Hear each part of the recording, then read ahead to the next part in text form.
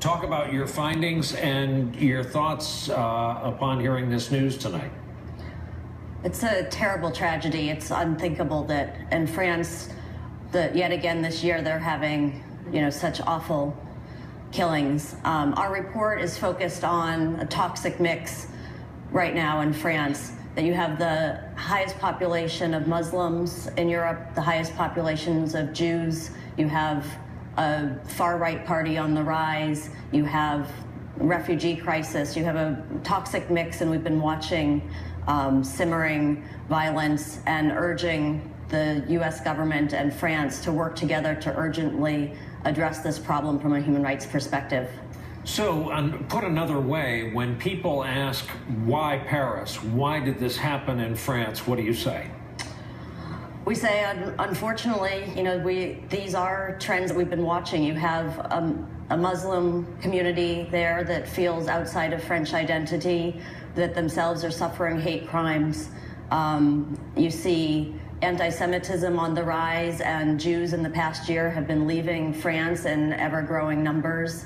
And you have rhetoric of the far right that is feeding on hatred and stimulating societal anti-Semitic and intolerant and xenophobic attitudes. And this has worsened in recent years, and why is that? We've been tracking it over the past decade, but we've seen a significant rise over the past few years.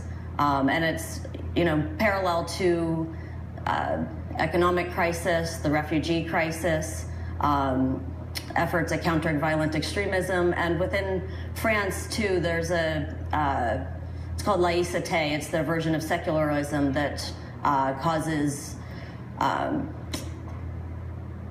identity issues. So what it means to be French and feeling included and part of society has become an explosive issue.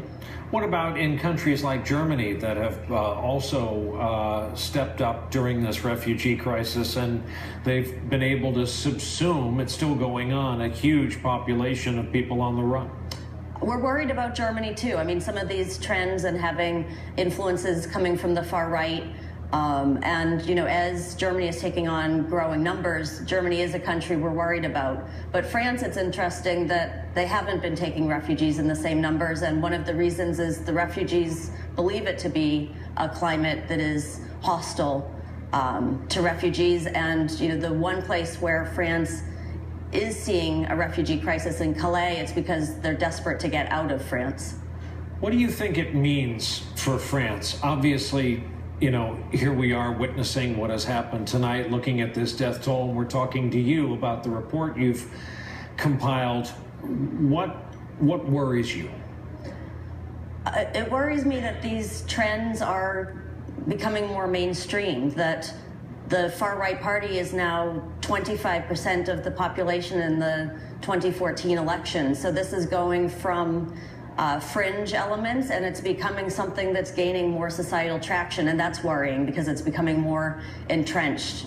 And the fact that anti-Semitic and intolerant attitudes can so quickly erupt into such a tragic, deadly, violent series of attacks right now in Paris is truly, truly alarming.